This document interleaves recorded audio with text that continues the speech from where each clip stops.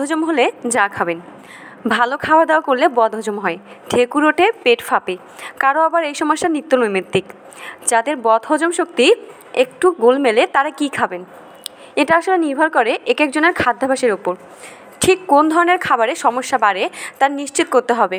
কারো দুধ খেলে পেট ফাঁপে, কারো শাক।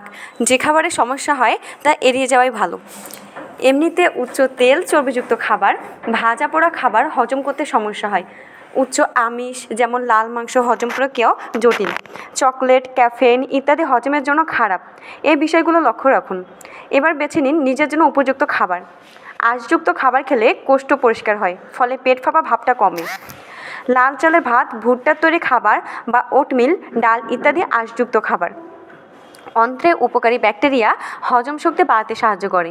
টক দই খেলে এই উপকার পাবেন। দুধে বদহজম হলেও টক দই কিন্তু হজমে সহায়তাকারী। এছাড়া সহায়ক মাছ ও পাতলা করে কাটা মাংস, মুরগি হলেও ভালো। আমিষ জাতীয় খাবারের সঙ্গে লেবুর রস, পেঁপে বা আনারসের রস দিয়ে ম্যারিনেট করা ভালো। এগুলোর উৎসেচক সহজে আমিষ ভাঙতে সাহায্য করে। পেঁপে, আপেল, ডুমুর, কলা ইত্যাদি ফল হজম শক্তি বাড়ায়। যাদের হজমে গোলমাল আছে তাদের জন্য একটু আদা, পুদিনা পাতা, লেবু ইত্যাদি রোজ খাওয়া ভালো। ধূমপান সমস্যা বাড়াবে, মদ্যপানও তাই, এগুলো বর্জনীয়।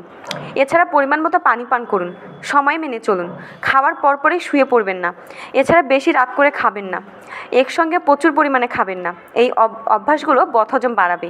খাদ্যাভ্যাসে একটু পরিবর্তন এনেই আপনার হজমের সমস্যা কমিয়ে আনতে পারেন। ধন্যবাদ।